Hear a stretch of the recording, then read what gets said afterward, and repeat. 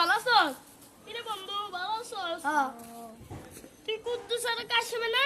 হ্যাঁ বন্ধু ওরে বন্ধু বন্ধু কতদিন বাদে বন্ধু বন্ধু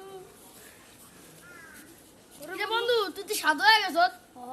বিদাল সাদা দাওনের আগে দিয়ে কালা আসছিলি। আরে বন্ধু আর কি এর করবেন? কি মাউস বন্ধু?